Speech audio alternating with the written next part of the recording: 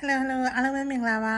AI chatbot တွေကလုံးတူတူပဲလို့ထင်မှားသွားမယ်ပေါ့နော် AI chatbot တွေကသူတို့ရဲ့တစ်ခုနဲ့တစ်ခု interaction strategy ကမတူကြဘူးပေါ့နော်ဆိုလိုတာကကျမတို့မေးတဲ့မေးခွန်းတွေပေးတဲ့ instruction တွေကိုပြန်ဖြေတဲ့ဟာတစ်ခုနဲ့တစ်ခုမတူကြဘူးပေါ့နော်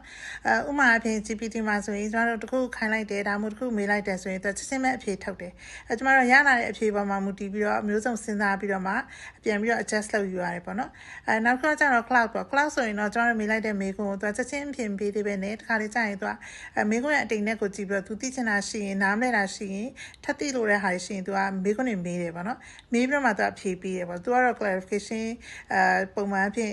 လိုတယ်ပေါ့နော်ဆိုတော့ကျမတို့ကဥပမာအဖြစ်ကျမ GPT ကိုသုံးနေဆိုရင်ကျမ sparring partner အနေနဲ့သုံးတယ်ဆိုတော့ကျမရဲ့အလုပ်မှာ strategy နဲ့ပတ်သက်တဲ့ဟာတွေ brainstorm လုပ်မှပတ်သက်တာ idea ထုတ်တာနဲ့ပတ်သက်တာဆိုရင် GPT ကိုများစွာဖြင့်သုံးတယ်ပေါ့နော်သုံးပြီးတော့ရလာတဲ့အဖြေကိုမှကျမတို့က cloud ထဲကိုသွားတာများတယ်ပေါ့နော်ဆိုတော့ cloud ကကျတော့ execution နေရာမှာပို့ပြီးတော့အားတန်တယ်ပေါ့နော်ဥပမာဖြင့် time table ဆွဲတာတို့ planning လုပ်တာတို့စသဖြင့်ပေါ့နော်အဲ့မှာဥပမာကိုယ့်ရဲ့ raw data ပေါ့ဥပမာ Excel ထဲကနေတစ်ခုပို့လိုက်ပြီးတော့သူ့ကိုအပြည့်အစုံပြန်ပြီးထုတ်ခိုင်းတာတို့ပါအဲ့ဒါဆိုရင်တော့ execution နေရာမှာ cloud ကပိုအားတာတယ်အဲ့ဒါမျိုးကျမတို့က cloud ကိုသုံးဖြစ်တယ်ပေါ့နော်ကျေးဇူးပါဆိုတော့ AI chatbot ကိုသုံးတဲ့နေရာမှာတစ်ခုတည်းကိုစွပ်စွဲမြင်မသုံးမနေသူတို့ရဲ့အားနည်းချက်အားသာချက်ပေါ့နော်သူတို့ရဲ့ပုံမှန်မူတည်ပြီးတော့သူတို့ performance ပေါ်မှာမူတည်ပြီးတော့ behavior မှာမူတည်ပြီးတော့ကိုယ်လည်းမျှပြီးသုံးသင့်တယ်ပေါ့နော်